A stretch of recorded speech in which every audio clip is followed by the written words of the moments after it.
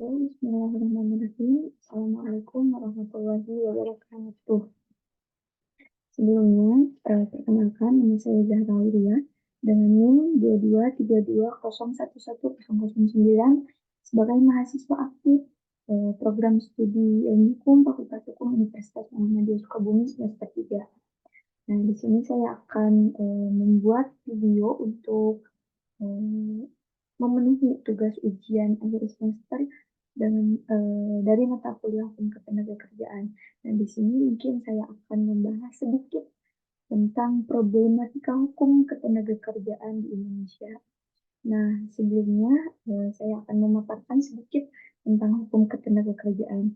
Hukum ketenagakerjaan itu hukum yang mengatur hak dan kewajiban antara pekerja atau buruh dengan para pengusaha.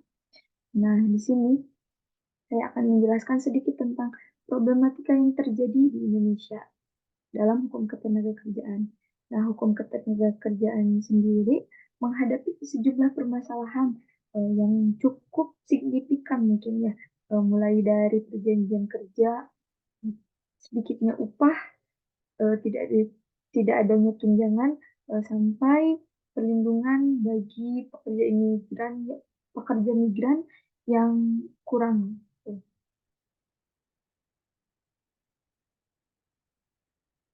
Oke, lanjut.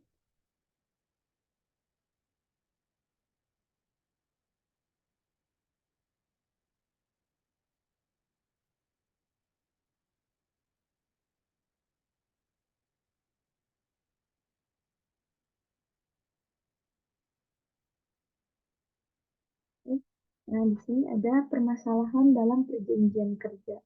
Nah, salah satu problematika yang dihadapi dalam hukum ketenagakerjaan yaitu permasalahan dalam perjanjian kerja. Nah, di dalam perjanjian kerja ini yang pertama, ketidakjelasannya ketentuan. Nah, seringkali perjanjian kerja ini memiliki ketentuan yang kurang jelas, hal ini menyebabkan potensi konflik antara pekerja dan pengusaha. Ya, terus yang kedua yaitu kurang jelasan hak dan kewajiban. Nah, kadang si para pekerja dan para pengusaha seringkali tidak memiliki pemahaman yang kurang tentang hak dan kewajiban mereka. Si para pekerja yang seringkali menuntut hak mereka, sementara kewajiban mereka kadang belum selesai dijalani. Pun sebaliknya, si para pengusaha yang selalu menuntut haknya kepada para pekerja, namun kewajibannya untuk para pekerja kadang belum terpenuhi gitu. Ini menjadi salah satu masalah atau problematika dalam hukum ketenagakerjaan yang terjadi di Indonesia. Nah, yang kedua problematikanya permasalahan dalam upah dan tunjangan, yaitu tingkat upah yang rendah. Nah, banyak pekerja yang menerima upah di bawah minimum UMR, nah, yang tidak sesuai dengan kontribusi mereka dalam dunia kerja dan kebutuhan hidup mereka, begitu. Kadang mereka kebutuhan hidup mereka yang tinggi dan sementara upah mereka yang sangat rendah, begitu. Terus yang kedua kurangnya tunjangan. Nah, banyak pekerja yang saat ini mungkinnya tidak mendapat tunjangan yang sesuai, tunjangan yang memadai, ya, seperti tunjangan kesehatan dan fasilitas lain-lainnya. Itu. Terus selanjutnya yaitu permasalahan dalam pemutusan hubungan kerja.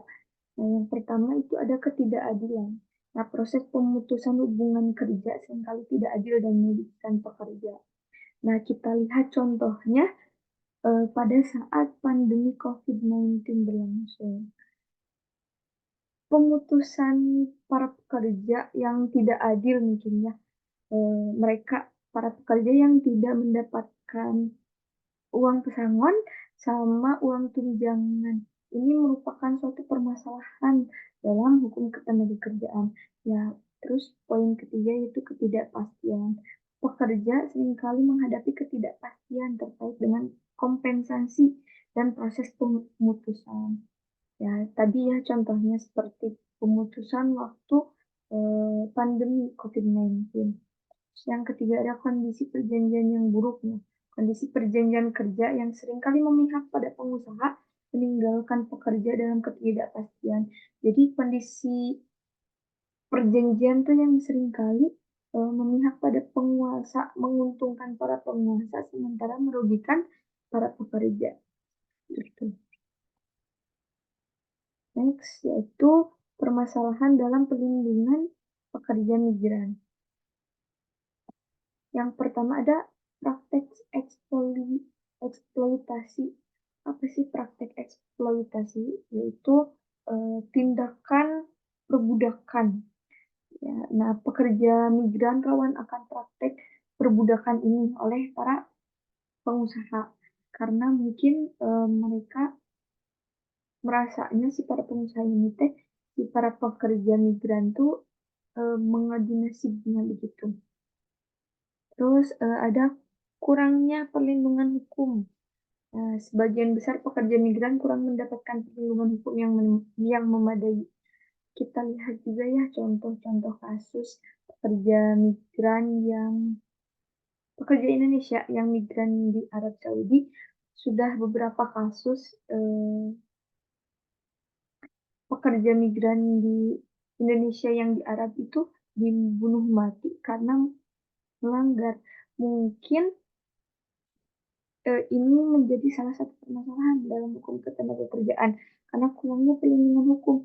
Seharusnya para pekerja itu dilindungi begitu. Next. Nah, kita akan tadi sudah dibahas tentang problematika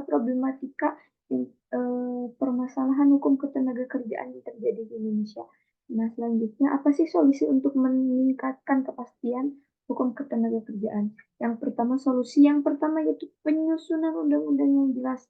Nah, diperlukan penyusunan aturan yang jelas terkait hak dan kewajiban pekerja serta pengusaha. Yang kedua ada penguatan sistem pengawasan. Pengawasan yang ketat diperlukan untuk mencegah pelanggaran hak ketenagakerjaan. Yang ketiga ada peningkatan kemampuan penegak hukum. Perlu adanya peningkatan kemampuan penegak hukum terkait ketenagakerjaan.